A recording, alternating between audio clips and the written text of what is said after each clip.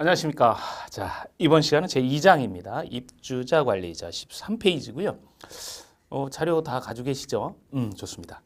자, 입주자 관리는 우리가 이제 통상 한 4문제에서 5문제 정도 나오는 곳인데, 여러분 점수 내기에는 아주 적당한 곳입니다. 그래서 거의 맞추셔야 되는 곳이기도 하죠. 자, 이곳에서 어떤 내용들 여러분들 학습하셔야 되는지 간단하게 보시고 내용 정리해 보도록 하죠. 자, 이쪽 보시면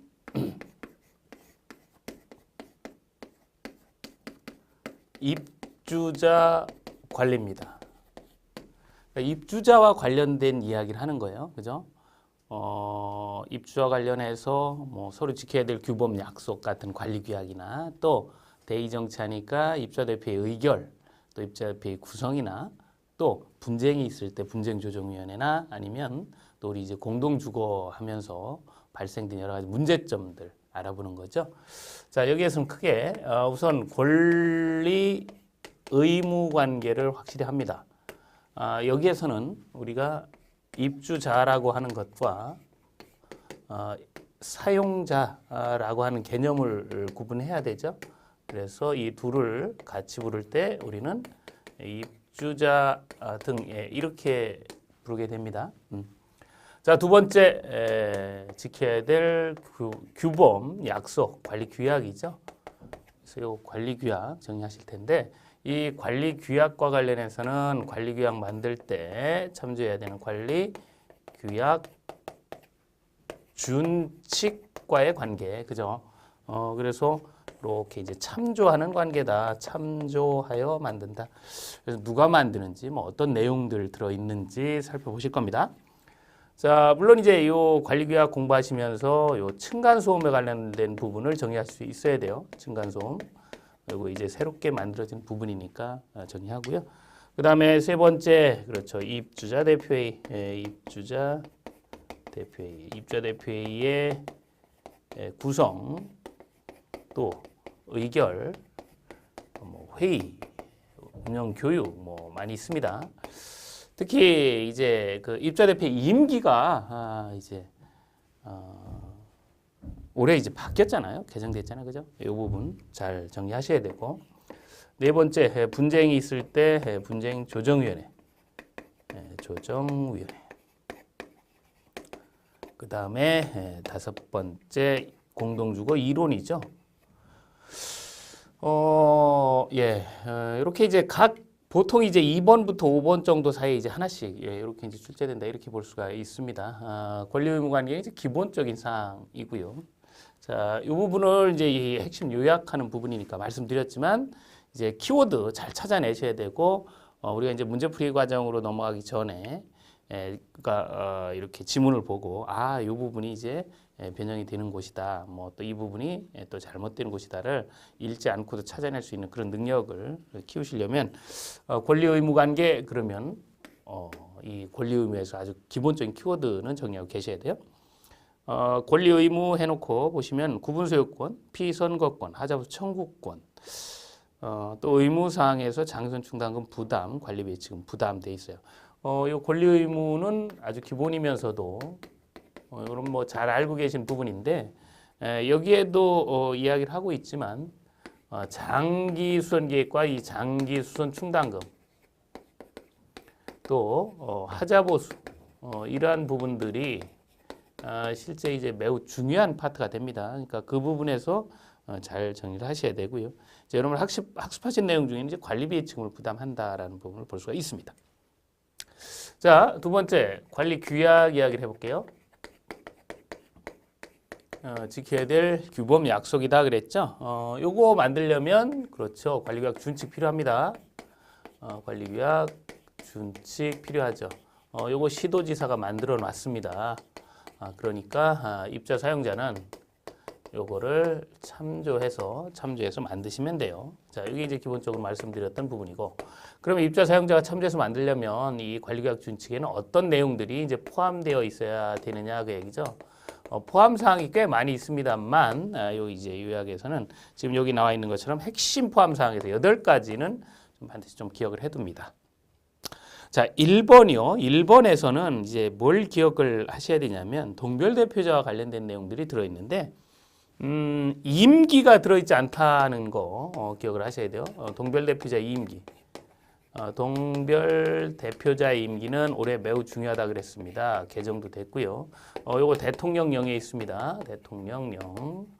구체적으로 이제 어떤 내용이 있는지를 살펴보실 텐데 여기에서는 동별대표자의 선거구 선출 절차, 해임, 사유 절차 뭐 이런 게 들어있는데 지금 이제 말씀드린 것처럼 임기는 들어있지 않다. 이렇게 기억을 하셔야 돼요.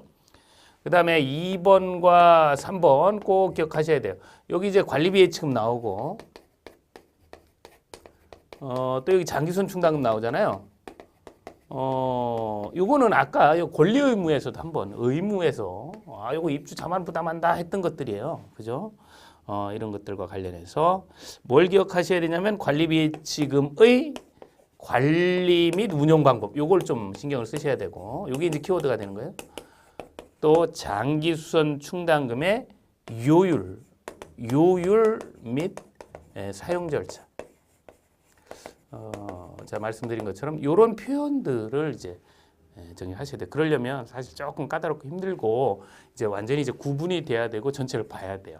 그래서 이제 핵심 요약 시간에 이제 하는 겁니다. 요 이제 키워드 보셨고, 그 다음에 네 번째 보시면 어린이집 임대와 관련된 이야기인데 이건 뭐 그 입주자 등중이라는 부분이 있어요. 이제 동의를 받는데 입주자에게만 받는 게 아니라 입주자 등 중에 동의를 받는다. 그 얘기는 뭐냐면 입주자나 사용자 동의가 다 필요하다라는 이야기입니다.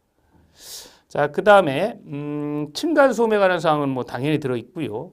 주민운동시설 위탁, 또 혼합주택 단지 관리, 전자투표. 여기서 이야기하는 5번에서부터 8번 요 이야기는 이제 최근에 이제 도입이 된 것들입니다. 그렇다 보니까 지문으로 나올 확률이 좀 있다, 어렵다라기보다는 그리고 구분하셔야 될 부분은 이제 요게 이제 가장 중요하고 요 이야기도 이제 헷갈릴 수 있으니까 잘 정리해둡니다. 자, 이렇게 이제 포함사항 이런 내용들이 이제 주요 포함사항이 되어서 이제 입자 사용자 만들죠. 여기 입자 사용자가 이제 만드는 절차와 관련해서는 이렇게 이제 구분하셔야 돼요. 이게 이제 문제를 관리계약 이제 개정, 재정 이런 거 물어볼 때 이게 재정인지 재정이라고 하는 건 이제 초기 이야기잖아요. 아니면 개정인지 요거 반드시 구분하시고 출발하셔야 됩니다. 항상 뭐 개정을 하든 재정을 하든 누군가가 제안을 할 테고 재정이 되고 또 누군가가 제안을 할 테고 제안을 할 테고 누군가에 의해서 개정이 될 겁니다. 이렇게 구분하시는 습관을 꼭 키우셔야 돼요. 이렇게. 그래서 여기가 이제 사업 주체가 되는 거 아닙니까? 그죠? 이건 이제 입주 예정자 과반수가 되는 거고. 요게 이제 입주자 등 과반수죠. 입주자 등 과반수. 요게 이제 입주자 등 10분의 1 이상이나 아니면 입주자 대표에 의해서도 가능하죠. 그래서 결과적으로 보면 이렇게 누가 하느냐는 결국 이제 잘 틀리진 않습니다. 근데 혼동을 이제 어디서 하고 또 키워드가 뭐냐면 이게 초기에 재정 이야기인지 아니면 중간에 개정 이야기인지 이거 처음 그러니까 문제를 접했어요. 이걸 접근을 못 해가지고 이제 잘못된 결론에 도출되는 거죠. 아니면 이게 제안이라고 하는 건지 재정이라고 혹은 제안이라고 하는 건지 개정이라고 하는 건지 요 내용을 잘 보셔야 돼요. 그래서 사실은 요 기본적으로 이렇게 되는 건 당연하고요. 요 앞부분이 훨씬 더 이제 중요한 키워드가 됩니다. 그러니까 뭐라고 하는지만 잘 듣고 계시면 문제는 절대 틀리지 않아요. 특히 입주와 관련해서 4문제 혹은 5문제 나오면 거의 다 맞추는데요. 틀렸다 해도 몰라서 틀리는 경우는 거의 없습니다. 실수. 그 실수하는데 2개 이런 것들 이제 구분하는 게 좀 필요하겠다라는 거죠. 자, 이렇게 해서 관리계약을 이제 어떻게 만드는지 보셨고요. 그 다음에 이제 층간소음과 관련된 이야기죠. 층간소음 방지. 여기에서 이제 2가지 측면을 접근해야 돼요. 하나는 요 관리 주체라는 이제 개입이 되는데 이제 어느 정도 어떻게 개입되는지를 좀 명확히 좀 이해를 하셔야 됩니다. 그래서 이 관리 주체가 하는 것 중에 교육이 있어요. 교육을 실시할 수 있다라는 거. 그죠? 요 이야기 좀 기억을 해둡니다. 요거 관련해서 그러면 조직은 누가 구성하느냐 이렇게 얘기할 때 소음 관련 조직, 이건 입자 사용자가 한다. 같이 이렇게 이제 구분하는 게 가장 크게 혼동할 수 있는 부분이에요. 여기가. 실제 여기 이제 기준이 있잖아요. 층간소음 기준이라 그래서 뭐 직접 충격 소음, 뭐 공기 전달 소음, 1분간, 5분간, 뭐 최고 소음도 주간, 야간에서 뭐 여러분 그 자료에 나와 있는 것처럼 뭐 이렇게 직접 충격, 또 공기 전달, 그리고 이제 측정 방법에 뭐 1분간, 또 5분간 뭐 이런 게 있어요, 그죠? 1분간, 또 지금 최고, 또 5분간. 그래서 이게 주간이냐, 야간이냐 이렇게 해서 그 기준치가 있잖아요, 그죠? 43데시벨 이상, 이하. 그 다음에 38, 5가 적다 그랬죠? 57, 52, 50, 45죠? 45, 40 이렇게 마이너스 5 되게끔 요 이야기는 처음에는 뭐가 있는 것처럼 보여지지만 나중에 이렇게 숫자가 딱 정립이 되고 나면 잘 틀리질 않습니다. 근데 문제는 뭐냐? 이런 내용이에요. 지금 이게 이제 어려운 이유는 어떤 숫자로 이야기하는 건 잘 틀리지 않습니다. 근데 지금 이제 보시는 것처럼 이게 교육을 할 수 있느냐, 조직을 구성할 수 있느냐, 관리처가 조직을 구성할 수 있다. 이러면 이제 맞는 것처럼 보여진다 그런 얘기죠. 주의하셔야 돼요. 관리처는 교육하고 입자 사용자는 그 조직을 만들 수가 있습니다. 예. 자, 이렇게 해서 이제 층간 소음과 관련된 부분까지 이제 보셨어요. 그 다음에 이제 보실 부분은 입주자 대표 회의입니다. 이제 세 번째로 진행하는 입주자 대표회의. 입주자 대표회의는 이게 양이 꽤 됩니다. 양이 꽤 돼서 정리가 되어 있지 않으면 이것도 이제 뭐라 그럴까요? 자신감이 좀 떨어질 수가 있죠. 그래서 이건 이제 정리를 하시는데 언제 구성하느냐부터 보면 구성 시기. 이건 요구를 받으면 이제 시작을 하는 거예요. 요구. 그러니까 사업 주체가 입주자 증자 과반수 입주해가지고 야야야야 관리 방법 결정해서 알려줘라라고 이야기하면 그 요구를 받은 날로부터 3월 이내.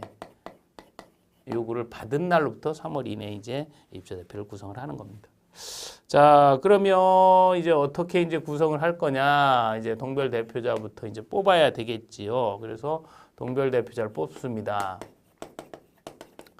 동별 대표자를 뽑고 또 이제 동별 대표자 중에서 이제 임원을 선출하게 되면 입자 대표회의가 이제 구성이 되게 되는데 이제 여기에서 이제 키워드가 또 있습니다. 이 동별 대표자에서는 쉬운 듯하지만요 자격 요건과 결격 사유 꼭 짚고 가셔야 돼요. 결격 사유는 10가지가 있고 자격 요건 3가지가 있습니다. 그래서 요 내용 짚고 가셔야 되는데 특히 이제 자격 요건은 뭐 우리가 이제 그 주민등록이 되어 있어야 된다. 뭐 계속해서 6개월 살아야 된다. 또 임차인은 안 되고, 그러니까 사용자는 안 되고 입주자야 된다. 뭐 이렇게 할 수 있고 결격 사유는 3, 4, 5와 관련된 숫자 위주로 해서 정리할 수 있어야 됩니다. 있어야 돼요. 지금 이제 14페이지 그리고 15페이지에 그 10가지를 다 이야기를 해놨잖아요. 요 결격 사유 10가지. 요거는 반드시 하나를 다 10가지를 정확히 알고 계셔야 돼요. 이제 10가지가 부담스러우니까 이렇게 이제 출발을 한다 그 얘기죠. 이제 기본 과정에서 정리를 했고, 요거는 숫자이기도 하고 요 동별 대표자 시작하는 데 있어서 상당한 키워드고요. 특히 결격 사유 이런 것들은 잘 물어봤습니다. 특히 이제 동별 대표자 자격 요건은 이게 의외로 아주 쉬워 보이지만 착오를 일으키기 아주 좋은 부분이에요. 그러니까 정확히 키워드로 정리를 하고 계셔야 돼요. 그리고 정말 이제 올해 그러니까 이제 그 법 개정과 관련해 중요한 건 이제 동별 대표자 임기죠. 그래서 이 임기는 정확히 이해를 하셔야 됩니다. 지금 그 자료에도 나와 있고 뭐 법령에도 개정된 부분이 있지만 그 자료만 해도 하나, 둘, 셋, 넷, 다섯, 여섯, 7줄 아닙니까? 그러니까 이걸 암기한다는 거. 뭐 이렇게 보면 또 임기가 암기가 되는데 암기한다는 게 굉장히 불가능해요. 이해를 하셔야 돼요. 그래서 요거 다시 한번 좀 정리해 드립니다. 자, 우선 임기는 어디에 있느냐? 이 대통령령에 있다는 거죠. 우선 이것도 중요한 얘기예요. 그래서 아까 말씀드린 것처럼 관리계약 준칙에는 없습니다. 대통령령에 있어요. 예, 임기는. 어떻게 있느냐? 2년. 예, 2년이에요, 2년. 2년이에요. 그리고 중임을 한 번 할 수 있습니다. 한 번만 중임할 수 있다. 이게 이제 예전부터 있었던 임기 조항이에요. 그러니까 뭐예요? 꽉 조여놨죠? 한 번만 할 수 있다. 4년밖에 못 한다. 그 얘기예요. 그죠? 그런데 문제가 생겼습니다. 어떤 문제가 생겼어요? 소규모 단지에서 4년밖에 못 한다. 그러니까 여기 4년하고 여기 4년하고 여기 4년하고 한 12년쯤 지난 다음에 할 만한 사람이 없는 거죠. 문제가 있어요. 그래서 이제 단서로서 요 단서가 이제 새로 신설된 부분. 단서로서 이제 요거 중임한 사람도 이제 할 수 있게끔 할 수 있는 그런 길을 열어 놓는 거예요. 그런데 이것도 중임한 사람을 할 수 있다 이렇게 해 놓으면 새로운 사람이 하려고 그러면 또 문제가 생기니까 나중에 이제 새롭게 그러니까 중임하지 않은 사람하고 중임한 사람이 있다. 중임하지 않은 사람과 중임한 사람이 나중에 이제 이렇게 같이 뭐 예를 들어서 입후보를 하는 경우가 있잖아요. 그러면 이제 결정적으로 이 중임한 사람은 상실시켜 버려요. 입후보자 자격을 아예 그냥. 그래서 이 사람이 되게끔 중임하지 않은 사람이에요. 중임한 사람, 중임하지 않은 사람. 그래서 결국 중임한 사람이 같이 대결하면 무조건 집니다. 그러니까 어떻게 보면 이제 여러 가지 측면을 다 고려를 한 겁니다. 중임은 한 번만 하게끔 하는 건 원칙이에요. 그런데 이제 500세 미만이죠. 소규모는 500세대 미만의 경우는 걱정이 되니까 중임한 사람도 할 수 있게끔 했는데 중임한 사람하고 중임하지 않은 사람하고 같이 격돌을 하게 되면 중임한 사람은 무조건 지는 겁니다. 상실하는 거예요. 그래서 이 사람이 되는 거죠. 물론 여기 이제 단서가 하나가 더 들어갑니다. 어떤 단서가 들어가냐면 중임한 사람이 하는데 입후보를 할 수 있는데 그냥 할 수가 없어요. 주민들한테 물어봐야 돼요. 뭐 정말 죄송합니다만 정말 개판을 쳤다. 동별대표. 그럼 이제 중임 못하게 하죠. 주민들이. 아무리 없어도 내가 그 사람 못 시키겠다. 뭐 이렇게 되는 겁니다. 그래서 그 요건을 선거구 입주자 등의 3분의 2 이상의 동의를 얻어야지 중임한 사람이 나갈 수가 있어요. 이것도 굉장한 겁니다. 2분의 1도 과반수도 아니고. 그래서 이제 전체적으로 정리해 놓으면 대통령령에 있는데 2년 한 번만 중임할 수 있다라고 되어 있습니다.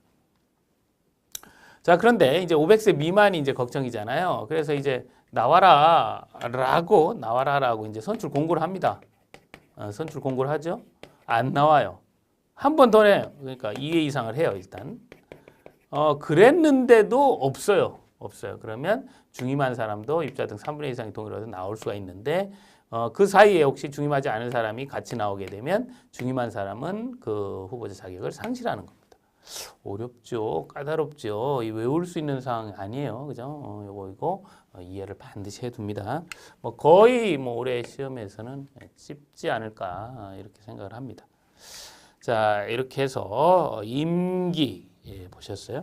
자, 이제 임원을 뽑습니다. 임원 보신 것처럼 이제 입주자 등 과반수가 뽑는 경우 이제 보셔야 되는데 임원 선출은 이제 크게 이렇게 구성원 과반수를 뽑는 경우하고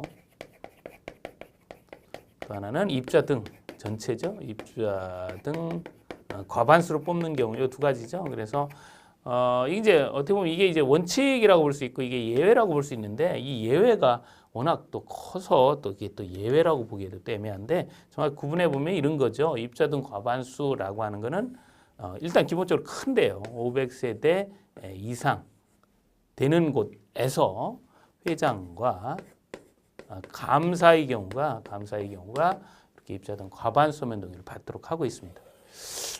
물론 이제 이 입주자 등 과반수라고 하는 이 동의에는 일단 선거 자체의 참여는 10분의 1 이상이 투표를 해야 돼요. 투표를 해야 되고 투표한 과반수가 이제 당선이 되는 겁니다. 그러니까 이것도 이렇게 이제 돼 있지만 이 내용 자체는 이제 동별대표자 선거와 관련해서 크게 혼동하지 않죠. 동별대표자의 경우 뽑을 때는 과반수가 투표하고 투표한 과반수가 이렇게 이제 당선 요건이 되잖아요. 우리 이제 예. 이렇게 이제 되고 물론 이제 2명 이상 출마를 한 경우는 다득표자가 됩니다.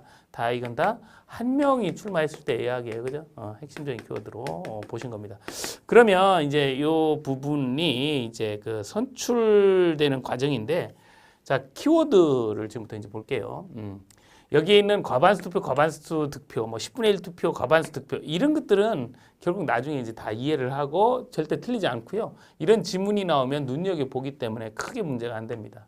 크게 문제가 안 되고 그렇다 보니까 요 결격 사유가 여전히 강세를 취하고 있는 거예요. 결격 사유. 정리 잘 하셔야 되고 꼼꼼히. 그리고 올해는 이 부분을 덮을 수 있는 요 임기 커다란 이제 뭐 개정사항이 있기 때문에 요 위주로 이제 정리를 하시면 될 것 같습니다. 물론 이제 해임 부분도 시험에 한번 나왔었지만 해임의 경우는 그러니까 선출의 방법이에요. 그래서 동별대표 어떻게 뽑았냐? 이렇게 뽑았다. 그럼 이렇게 해임하고 이렇게 뽑았다. 그럼 이렇게 해임하는 거예요. 선출의 방법. 물론 이제 요 구성원 과반수로 뽑은 경우는 구성원이 해임하라 이거 잘 안 하니까 이렇게 뽑은 경우는 관리규약으로 해임을 정하죠. 이렇게 보시면 됩니다. 그래서 선출의 방법이다. 이렇게 보시면 훨씬 쉽게 접근하시고 이해할 수가 있습니다. 자, 이제 다 뽑혔습니다. 이제 회의를 해야 되죠. 회의 소집. 회장이 소집합니다. 근데 이제 정규 회의 말고 뭐 임시 회의가 있을 수 있어요. 그러니까 뭐 여러 가지 뭐 많습니다. 뭐 여러 가지 이제 뭐 관리 부과 사항이라든지 또 단지 내 어떤 뭐 특정한 사건 사고 혹은 뭐 여러 가지 사유로 인해서 뭐 회의를 개최하자 뭐 주민들이 막 이렇게 하는 경우가 있거든요. 이런 경우라면 14일 이내 일정 요건에 해당되면 14일 이내 회장이 소집을 하는데 회장이 소집을 안 하면 이제 관리규약으로 정한 이사가 소집을 하게 돼 있죠. 그래서 이 요건이 어떻게 되느냐라고 할 때 10분의 1, 3분의 1 이런 이제 두 가지 숫자가 나와요. 그래서 이거는 입주자 등 10분의 1 그러니까 1000세대면 100세대 이상이 회의 좀 해라 뭐 이런 거죠. 이건 입주자 대표회의에서 구성원 3분의 1 이상이 회의합시다. 그러면 이제 그 요건에 해당이 되는 겁니다.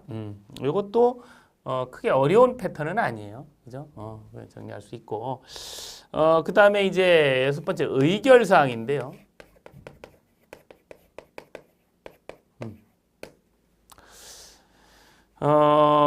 의결사항이 꽤 있습니다. 여기에는 이제 주요 의결사항 8가지를 해놨는데요. 이 입자대표 의결사항에서 뭐 거기 보시는 것처럼 관리계획 개정안의 제안 뭐 이렇게 또 예산, 결산, 뭐 감사, 뭐 기준 결정 이런 거 얘기하는데 여기서의 그 핵심 키워드는 뭐냐면 첫 번째는 관리 주체 업무 사항하고 구분을 해야 된다는 거예요.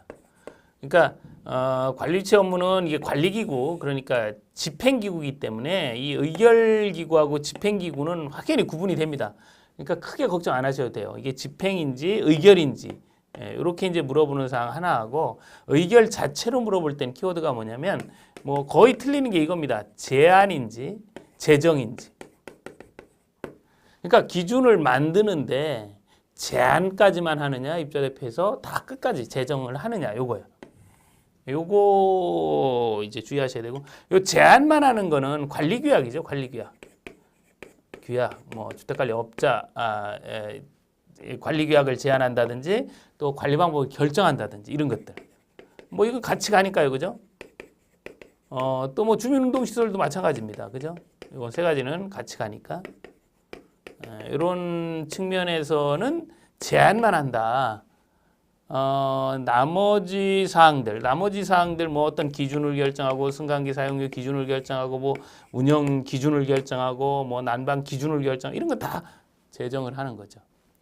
요 차이를 구분하는 게 이제 의결사항 자체만 놓고 실수를 줄일 수 있는 방법이다 이렇게 볼 수가 있습니다. 입자대표회의는 뭐 이건 말고도 굉장히 많은 사항 등이 있죠. 그죠? 그래서 이렇게 두 가지 패턴에서 접근을 하시면 될 것 같아요. 거기 이제 회의록이 나오는데 회의록은 입자 대표가 작성하고 관리처가 보관합니다. 물론 이제 임차인 대표회의는 다 임차인 대표회에서 작성 보관을 다 하죠. 자, 이렇게 보실 수 있고 그다음에 일곱 번째 이제 선거 관리와 관련된 부분이죠. 요 선거 관리에서는 뭘 기억을 하셔야 되냐면 요 선거 관리하는 것을 우리는 선거 여기다 쓸까요? 그냥 묻혀 선거 관리하는 곳을 선거관리 위원회 이렇게 부르죠. 선관위 이렇게 부르잖아요. 그래서 이 선관위는 그 공동주택 선관위와 구시군 선관위 이렇게 올해 뭐 투표도 하고 했지 않습니까? 그죠? 요 부분과 요 부분을 구분해서 정리를 하시는데 이 공동주택 선관위의 키워드는 뭐냐면 뭐 몇 명 이상 몇 명이야 이런 것도 물론 되어 있지만 그 강행 규정의 목적이라 그럴까요? 강행 규정인데 이 선관위가 반드시 있어야 돼요. 둔다, 둘 수 있다가 아니고 구성한다, 뭐 둔다 그 얘기죠. 근데 왜 이것이 꼭 필요한 것인지를 알아야 돼요. 왜? 그래서 이제 입주자가 선거를 하는 데 있어서 뭐 분쟁이 발생되면 미리 이쪽에서 뭐 여러 가지 불공정한 사항이라든지 이런 걸 이제 정리하기 위해서 선관위가 필요한 거죠. 그래서 왜라고 할 때 우리가 동별 대표자 또 회장, 감사 이러한 경우를 공정하게 뽑기 위해서 두는 거죠. 그죠? 그래서 요 세 둔다. 요게 이제 공동주택 선관위에서는 키워드예요. 그래서 그건 여러분 16페이지 보시면 그 동그라미 1번 있어요.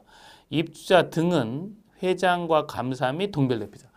회장과 감사 및 동별 대표자를 공정하게 선출하기 위해 자체로 선관위를 구성까지 되는데 구성한다. 뭐 둔다. 구성한다. 요 부분이죠. 강행 규정. 요 내용들 이제 키워드가 되고 구시군 선관위 이제 두 가지 이야기를 하죠. 하나는 선거 지원, 뭐 투개표 뭐 이런 거 지원하는 거예요. 투표함 같은 거 빌려주고 또 하나는 직원 한 명을 위촉할 수가 있어요. 구시군 선관위 직원 한 명을 위촉할 수가 있습니다. 그래서 이거는 500세대 이상만 해당이 된다는 거. 요게 키워드입니다. 요거는 그냥 다 할 수 있다는 거. 이걸 이제 구분하는 거예요. 그래서 거기 나와 있는 것처럼 구시군 선관위라고 이야기할 때 동그라미 3번 보시면 소속 직원 한 명을 위원으로 위촉할 수 있고 또 4번은 선거 지원할 수 있다. 그래서 이게 3번, 이제 이게 4번 이렇게 되는 겁니다. 그래서 요거 구분해서 세대수에 따라 구분해서 정리할 수 있는 것. 요게 이제 필요하죠. 위원수 얘기할 때 537이죠. 5, 3, 9. 이렇게. 뭐 요거는 이제 5명 이상, 9명 이하, 500세 미만은 3명 이상. 뭐 요 이야기는 나중에 다 정리가 돼요. 나중에도 보면 이제 요 부분은 잘 틀립니다. 요거 잘 틀리는 키워드고요. 요거도 요 세대수에 따라서 어디엔 포함되고 어디는 이제 세대수에 해당이 되고 어디는 해당이 안 되고 요거 잘 정리하셔야 됩니다. 자, 그 다음에 이제 운영윤리 교육이 이제 입자대표에서는 이제 마지막인데요. 운영 및 윤리 교육 이렇게 돼 있고, 요거는 뭐 양이 많지 않기 때문에 근데 잘 나오는 것 중에 하나입니다. 키워드는 시장 등이 실시한다는 거, 매년 실시한다는 거죠. 4시간 실시한다는 거예요. 이건 이제 하나로 정리해둡니다. 이렇게 되는 게 이제 키워드고요. 별게 없습니다. 이거는 이렇게 정리할 수가 있어요. 자, 그래서 입자 대표회의를 정의를 하시면 반드시 이제 요 키워드가 끝난 다음에 임차인 대표회 비교를 하죠. 그래서 계속 이어서 16페이지 보시면 하단부에 임차인 대표회의가 나오고 임차인 대표회의라고 할 때 우선 임차인 대표회의 뭐 여기 3-1 뭐 이렇게 볼까요? 임차인 대표회의는 임의기구입니다. 임의기구. 그러니까 여기 나와 있는 것처럼 20세대 이상이다 하게 되면 임의로 구성할 수 있는 거예요. 20세대 이상. 20세대 이상입니다. 이걸 사업계획 승인 대상 이러면 안 돼요. 그거 이제 아닙니다. 요 20세대 이상이 맞아요. 이렇게 정의를 할 수 있고 자격 요건 이야기할 때 주민등록 이야기는 하지 않는다는 거죠. 임차인 대표인 요 둘만 이야기한다는 거예요. 예. 그리고 입주자는 아니죠. 당연히 임차인이겠죠. 예, 이렇게.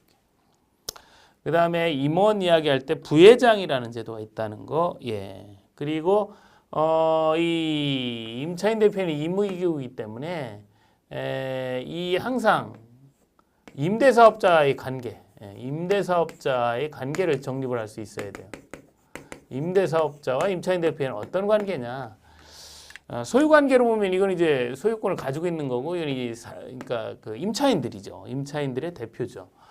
이 관계는 어떤 관계냐면 어떤 그 업무를 협의해야 되는, 협의한다. 협의를 해야 되는 관계예요. 그 부분은 여러분 그 16페이지 그 협의 사항에 그 밑에 세 번째 줄 보시면 임대사업자는 다음 각 회사에 대해 협의하여야 한다. 요 한다가 키워드입니다. 한다. 할 수 있다가 아니고 뭐 관리비 거기 나와 있는 관리계약 재정, 개정 뭐 이런 내용들이 다 포함이 되는 거예요. 그러니까 임대주택 그러니까 임대주택에서 일어날 수 있는 사항에 대한 업무에 대한 협의를 서로 해야 돼요. 한다. 예, 이렇게 볼 수가 있습니다.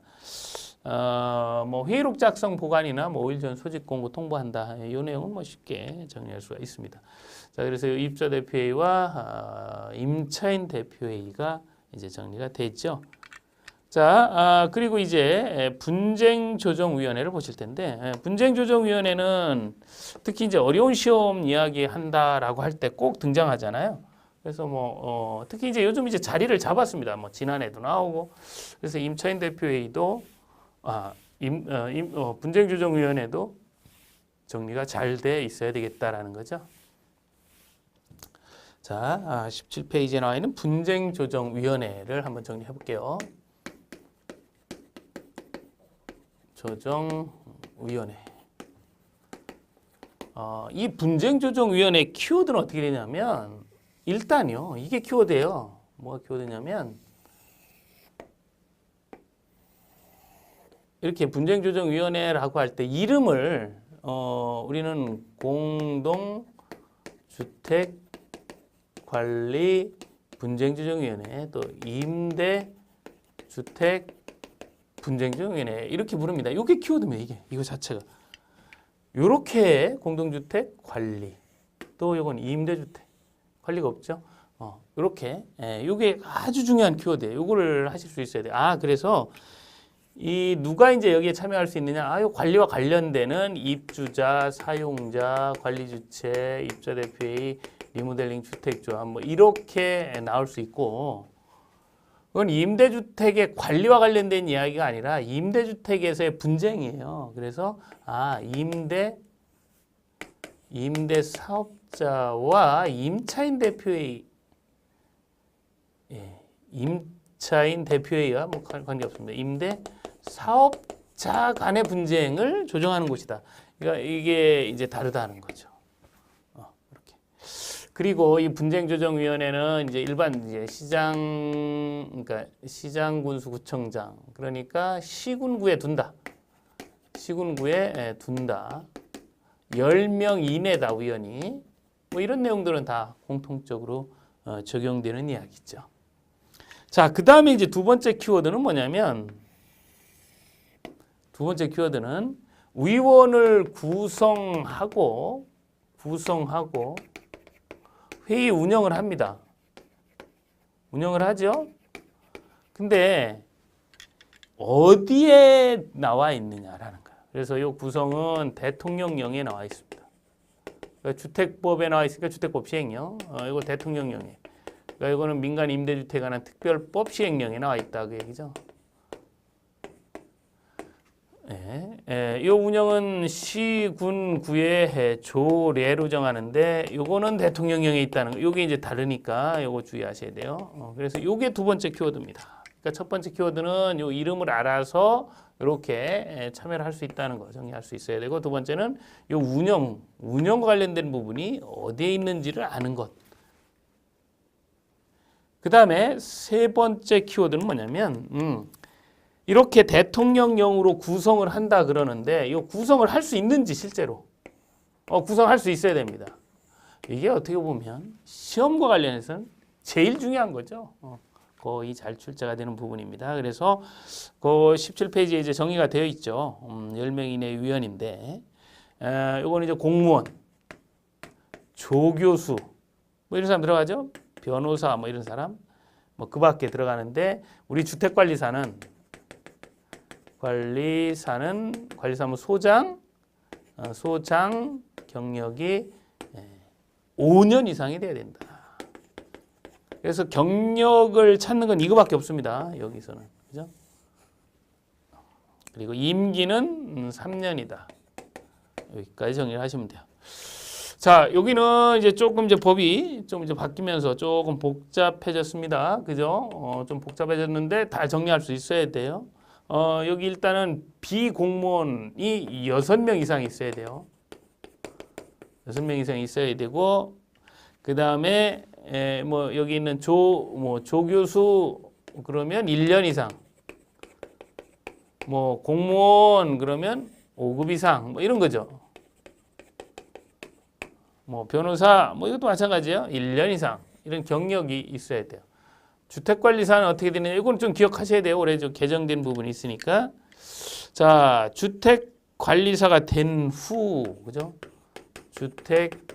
주택관리사가 된 후, 이게 이제 올해 개정되고 이게 굉장히 중요한 포인트입니다. 된 후 3년 이상의 경력을 요구하죠. 된 후, 이 의미를 잘 이해하셔야 돼요.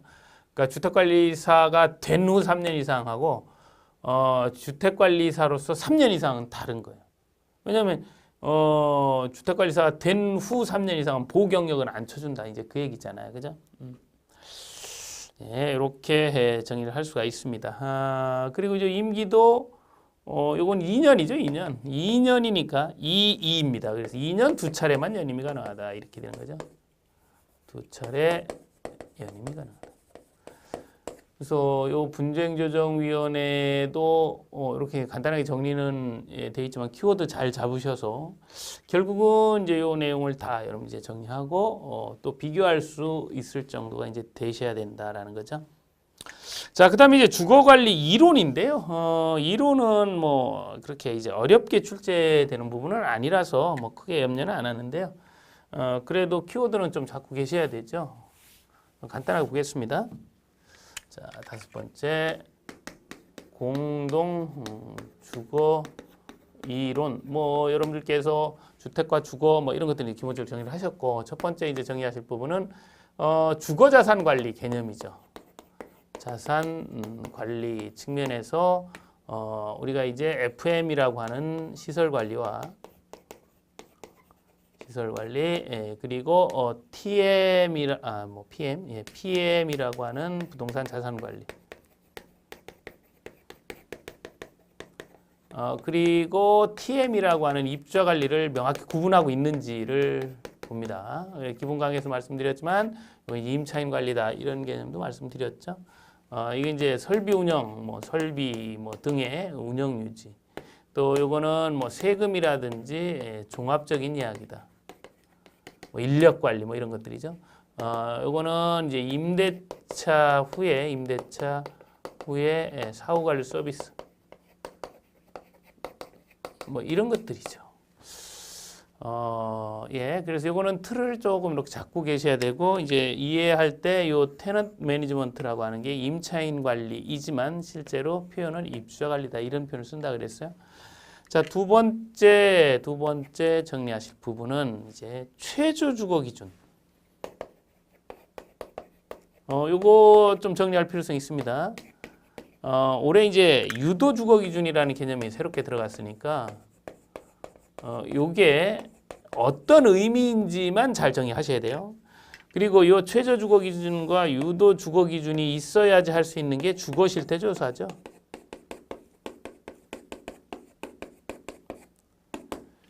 주택 조사가 아니고 주거 조사입니다. 질의 조사, 삶의 질의 조사예요. 그렇기 때문에 이 주거 실태 조사에는 난방 방식이나 또 관리 형태 이런 건 포함되지 않습니다. 방이 몇 개고 용도별, 화장실이 몇 개 이런 건 들어가죠. 그러니까 그 개념을 주거 실태 조사라는 개념을 정의할 수 있어야 되고, 요 최저 주거 기준과 유도 주거 기준은 어떤 개념이냐면 이런 개념이라 그랬어요. 이렇게 뭐 가령 0에서 100까지를 수치한다라고 했을 때 그 주거의 질을 뭐 이렇게 조사를 해봤더니 뭐 이렇게 이제 이렇게 분포가 되더라. 뭐 이렇게 했죠, 그죠? 이렇게 된다고 했을 때 우리가 이제 기준을 만들어 놓은 거죠. 어떤 선을 그어놓고 뭐 하한선 같이 이게 이제 최저 주거 기준에 이제 미달되는 가구가 어느 정도인지 뽑아서 이걸 나중에 이제 주거 정책에 반영을 하는 거죠. 임대주택 수요의 확장이라든지 이런 주거 정책에 반영하기 위해서 최저 주거 기준을 만드는 거예요. 그러니까 주거 실태 조사하러 가는 목적이 최저 주거 기준 미달 가구의 현황을 알고자 하는 거예요, 사실. 이게 굉장히 중요한 개념입니다. 그러니까 이 최저 주거 기준을 모르고 가서는 도저히 조사가 안 되겠죠, 그죠? 이게 이제 최저 주거 기준이고요. 이제 올해부터는 유도 주거 기준이라는 개념을 새로 집어넣습니다. 그래서 최저는 아니지만 어느 정도 이렇게 이상 다 이렇게 위치해야 되지 않겠느냐. 그래서 요 정도는 넘어야 되겠다. 그래야 삶의 질이 좀 좋아지는 거 아니냐라고 해서 최저 주거 기준보다는 좀 더 높게 이 유도 주거 기준을 설정을 하는데, 요 둘 이제 개념이 잡히셨습니까? 이제 시험 관련해서는 이거죠. 설정해야 한다. 이 유도 기준을 설정할 수 있다. 요 차이죠. 요 차. 요거는 반드시 있어야지 이거 조사할 수 있어요. 그죠? 얘는 없어도 조사할 수 있습니다. 얘는 아직까지는 할 수 있다. 다 국토교통부 장관이 하는 거예요. 그죠? 주거와 관련해서 이렇게 주거자산 관리의 개념, 또 최저 유도, 또 주거 실태 조사의 개념을 보셨어요. 자, 이게 이제 입주자 관리입니다. 이제 이렇게 이제 한 시간에 쭉 전체적인 내용을 이제 보셨는데요. 우선 이제 이 입주자 관리를 하려면 이 개념 권리 의무 관계는 기본적으로 정리가 되셔야 되고, 규약 또 이 준칙과의 관계, 이 관계는 뭐 크게 어려운 내용은 아니고요. 입주자 대표회의가 내용이 조금 많기 때문에 정리를 하셔야 되는데, 특히 이제 임기 위주로 다시 한번 정리하시면 될 것 같고, 분쟁조정위원회 이거 그냥 엿보시면 안 됩니다. 완벽하게 해두셔야 돼요. 그리고 이제 이론적인 측면 접근하시면 될 것 같습니다. 자, 이렇게 해서 입주자 관리와 관련된 부분 말씀드렸어요. 예, 수고하셨습니다.